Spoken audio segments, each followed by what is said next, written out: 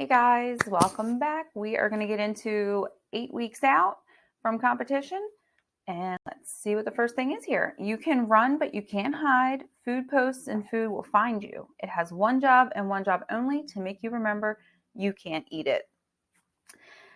Definitely have to say by week 8, I was feeling this. I was definitely beginning, I was in the beginning stages of my struggles. Like I said, week 10, my last video, I was smooth sailing. I was feeling on top of the world. Little did I know that stuff was going to hit me very hard. And by week 8, I was starting to kind of get there, but I was just thinking, okay, well, maybe things are just a little off. Maybe I've got to tweak things a little bit. Maybe my cycle's going to start. Maybe I'm just not getting enough sleep. Like something's going on. So these are actual images of food that I have saved on my Instagram because I saw them and I was like, I just absolutely want this. Like the first one, the egg salad and avocado with tomatoes, like I would probably never make something like that or thought to, but it just looks freaking delicious. And especially when you're just kind of craving anything, like your body just wants food. Not to say, like, once again, like my macros and stuff were really pretty good. But I just wanted to kind of indulge a little bit more and enjoy myself without really having to track so tightly. But it's okay. I look forward to having that egg salad sandwich soon enough. And then the other one was a dessert from, I believe, one of the protein cookie doughs that I ordered, because that's the way of my little dessert, treating myself without undoing my macros and trying to trick myself into thinking that I was getting something as delicious as that looks. But yeah, it does become a real thing. You start to like, and I've never really been like a big meat eater. So this has been kind of weird for me too, because I actually would like crave meat. Like my husband wanted to go to Mission Barbecue the one day, and I was like, oh my God, like, yes, like I just wanted to go for like the turkey. Like it was so weird, but I actually like really enjoy meat now. Like I love proteins, and it's really weird. This whole process has done that to me, because before this I've been kind of like, I'll kind of stay away from meats and stuff and try to find like other protein sources. But no, I freaking love meat and animal sources of protein, and I actually do crave it at times. Next, we have getting out of bed. Yep, here comes the fun. Getting harder to get out of bed. Feel like cinder blocks on your arms and legs sometimes. I definitely had my first issue with kind of getting out of bed, feeling like I had a good night's sleep, probably around this mark. But I wouldn't say that it was as bad as I feel like I had cinder blocks on my arms and legs. My energy was not that bad at that point. Like I said, things were just starting to hit me. More so, I was cold than anything. Like that was my first realization of all this, was like, I'm freaking cold. Like it's end of April going into May, and I'm like, why am I so cold? Like even on days when it would be like 75 degrees out, we get those real warm days, I was still like outside in pants or leggings and had a hoodie on. And I was like, well, I can't go anywhere. People are going to look at me weird. Like, what's this girl doing outside with a hoodie on and it's almost 80 degrees? But I was still like, I just had a chill I couldn't get rid of. And I would take like multiple hot showers a day just to get warm. And once I was like under those covers, I'm like, I am not coming back out. But I wouldn't say it was that bad getting out of bed. I think once we get to week 7 and go over that, I think that's when stuff really got bad for me. But week 8 wasn't that crazy with getting out of bed. I was starting to feel low on energy, starting to lose a little bit of motivation and desire, and felt like I was just kind of going through the motions, but it wasn't that bad yet. Here's proof, once again, my weekly feedbacks with my coach. At the time, I had thought, as you can see, I wrote, by far my worst week of prep. I don't know how to explain it. Mentally and physically, I struggled. My desire and motivation was the lowest it has ever been. My sleep was terrible this week. when I did manage to fall asleep, I didn't sleep well. So that's when I noticed, like, okay, things are starting to change. Things are different and not for the better. I was getting leaner, but in on the other end of that, from getting leaner, I was having these problems. Um, my body doesn't want to rest, and then when I'm up during the day, I was not having the energy.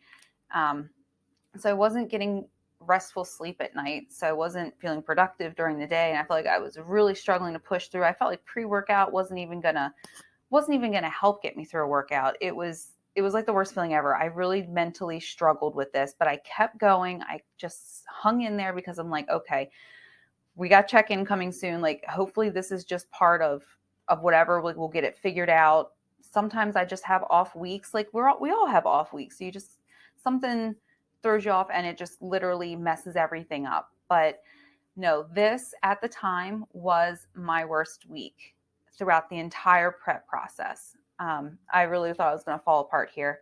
I was like, I don't know if I can do it. Like, this might be where, it makes or breaks me. Like, I don't know. Like, I feel like I was having issues at home as well. Like, I was becoming more irritable around my family. And I'm like, this isn't good. Like, this is really changing me all around. And I feel like I just can't get to a place where I feel good.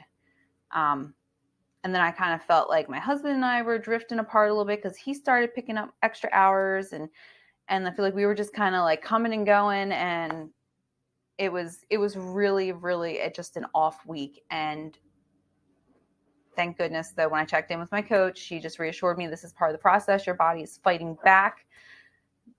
We just got to keep pushing. So that's what we did, knowing that was part of the process and that these things were expected. And it wasn't just me like going crazy. It made me feel a little bit better. It was still hard to navigate, but it made it more understandable to, okay, I can push through this now. Next up, tolerance for ignorance has officially started to get substantially lower. Recognize this and learn breathing habits so you don't say anything you normally wouldn't say, or let it rip, but that's on you. So, like I said, I was really, really, really short, especially with my son. It's kind of hard when you're feeling a certain way and you've got a toddler and they're just not listening to you. Um, my patience was running low pretty quick, from like the start of the day. I just didn't have it in me. But I tried to okay, like, step back, Michelle, like, it's going to be fine. Like, just breathe, just, take a minute for yourself, just walk away if you need to, like, recollect yourself and then come back. Um, but I was very irritable, and it was hard for me to not come off in a very rude way at times. And I was trying so bad not to, but like I said, it was another thing where I'm like, I don't know if this is like my cycle. Like, this is going to be a really bad cycle if this is it, because I've never experienced like such irritability like that in a very long time. And I didn't want to take it out on my son. He can recognize things and recognize when someone's being a certain way, and I don't want him to like, mommy, you're being mean, and because then it's just gonna hit me another way, and then I'm gonna like probably start crying. So it was like, okay, Michelle, just step back, just walk away, just find something to center yourself for a minute, and we'll come back to this. And this right here was something I found on Instagram around that time frame of ways to just kind of like relax and be able to find yourself and center yourself. So this was just something, clearly I was looking for ways. I knew that something was going on, and I was looking for ways to kind of bring myself back around. So I think it's kind of funny looking back now that like I saved that on Instagram around that week.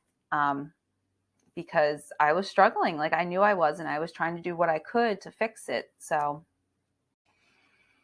weird throbbing pains in your butt becomes very prevalent, that it feels like you're doing thrusts while you're sitting down trying to relax. Maybe some cramps going on too. I definitely did not experience this around week 8, or at least not that I remember. If I did, it wasn't anything noticeable that I can really reflect on. But it's funny because I knew I was about to do these videos, and I knew that this one was in here. And last night, I think it was last night. It was either last night or the night before. Like I was laying down and I actually like could feel that. Like it actually wasn't even like throbbing pains, but it was more of like a twitch, like my muscle just twitching in my butt. And it made me think of this because I was like, well, that was just kind of weird. Like I feel like I've never had that before, but nothing real crazy yet. No weird cramps or pains or anything. Maybe as we get closer, we'll see. You're not that lean yet and definitely not peeled. Keep pushing and have fun. Definitely have to agree with this. You like I said, week 10, I was already feeling like, yes, I'm starting to get leaner, but like my belly still doesn't feel like tight enough yet or flat enough. Um, but I was definitely feeling like, okay, I'm getting there. Like I'm seeing some massive changes from week to week now. But yeah, there's still a ways to go, and it's kind of crazy because you're like, oh my gosh, I'm 2 months out. Like I need to be making some progress, but you'd be surprised how quickly the progress comes when you commit to it and you just keep going. You just keep your head down. You stay focused, and you just keep cranking out in the gym. You just keep following that nutrition plan and keep everything going. It's amazing what the body can actually do and reveal in such a short time. So I definitely definitely kept pushing and just tried to have fun. I didn't try to like lighten up on anything. I definitely kept trying to hit some PRs if I could in the gym. If I physically felt like I couldn't do it, then, I mean, I just gave it my all every time as soon as I got in the gym when I could. Just kind of pump myself up like, Michelle, you've gotten this far, like we've got to keep going. You're 8 weeks out, like you've been working on this for months. There's no way you're going to stop now. You've got to keep going. Motivation should be at an all-time high, and you should probably be cranking out some PRs. Don't lift less just because you're dieting. It's a poor excuse. So already kind of touched on that in the last one. So yeah, I was definitely trying to hit some PRs, and I believe I did this week. I recorded it. I was actually feeling very energetic this week from what I remember because I filmed an upper and a lower body day at the gym and had a lot of fun with that and put that video on YouTube as well. But I do remember hitting a PR, especially on my leg day. Like I said, there are weeks or days or training days I would have to kind of feel like I was doing like a deload just to kind of like, okay, let's just focus on form or depth or time under tension or that mind muscle connection, just so that we can really make sure we're getting the best out of this workout. If I felt like my strength just wasn't there, but I still kept pushing and still tried to challenge myself. Even if I felt like I couldn't lift heavy, I would still try to do it in other ways to kind of make up for it. And then like, okay, well, let's make sure we can try to get some good sleep now, get back on track. And then the next one, we're going to hit it hard. Like we're just going to go heavy. So definitely my motivation was still there, which was kind of funny. Like it came back after I had that. It was there, but it wasn't. Like it's hard to explain. Like towards the end of the week, I started getting like a little bit more pumped up, and it was probably because it was after my check-in. But the first half of the week was definitely rough with all those new changes and stuff going on, and I didn't know, like, I mean, it's just crazy how these emotions and everything just take over your body, and you're like, what is going on? And you're like, why do I feel this way? Like, I'm not doing anything different to explain it, but it's just the body's process. Like you're getting leaner and it's trying to fight back. So yeah, definitely don't use this as an excuse to go light in the gym or to skip any kind of days, because you still want to keep as much muscle as you can throughout this process. Like you're trying to show off all that hard work you've gained. Like now is not the time to get lazy. You want to keep pushing. You want to keep the muscle you do have. You are going to probably lose some in this process because you are dieting down, but you don't want to lose the majority of it. So you want to keep going. You want to preserve what you do have. But it's not going to be a point where you're necessarily growing or putting on any muscle. You're just trying to keep what you have at this point. As you can see here, this was from one of my YouTube videos for my lower body day, doing my RDLs. And I did hit a PR here. I was feeling really good this day on leg day. And I actually used two 40-pound dumbbells because normally I do this part at home. I do like on Fridays, I do part of my workout at home, and then the rest I finish up at the gym with stuff that I just don't have at home. So I wound up doing the entire thing there at the gym, and I only have one 35-pound dumbbell at home. I don't have anything above that. So, I mean, I do have like weight plates and stuff, but that's kind of hard doing that with these. And I like using the dumbbells for the RDLs. So it was nice. I could actually use two 40-pounders and like, okay, look, I can do this. So now I'm actually doing these at the gym since then, so that I can use a heavier weight. So that's pretty exciting. But yeah, I was really, really happy to see that I was able to hit a PR. And I probably could have gone a little bit higher that day, but I didn't want to overdo it because it was my first time working with 80 pounds on that. So you may notice some words or sentences being harder to piece together if you're going to be ready for stage in time. I have to say, this is going to be an ongoing battle for me, especially as it feels weird like recording these videos anyway. But I did record a video during this week on macros and how to track them. And I really felt stupid. Like while I was doing this, I had to kind of do it like a presentation almost, because I was like, I'm not going to be able to remember this stuff. I'm not going to be able to spit it off the top of my head. Like, I know this stuff. I've studied it for years, but it's like that brain fog was real. Like, I definitely struggled. I'm having those moments where I do go somewhere and I'm like, what was I going to do? But I feel like I've had that in the past for sure too. So it's not like real bad yet. Um, but it's getting there. I'm definitely noticing it. I go somewhere, or I start to do something and I'm like, what was I doing? Or I was about to look up something on my phone and I'm like, what was I going to look up? And so I start like trying to search back through my other screens, is like, what was I just looking at? What, something to spark my memory to be like, what was I going to look for? And it's something I really wanted to look for, and I just can't remember. But yes, this was the video I have up on YouTube that I recorded during this week. And there were times I feel like I took like long pauses, and I just felt like I think even in the caption, I had to like excuse myself, like, sorry guys. I really, I really do, you know what I'm talking about, but it was just hard to find my words that day. It really was, but I wanted to get the video up. So nonetheless, I still got it done. Just a little bit of some pausing in there. Like, you can tell I'm searching for words or thinking like, should I go to the next slide? Should I add more to this? So, but it is what it is. It's just part of the process. And that's it. That wraps up week 8.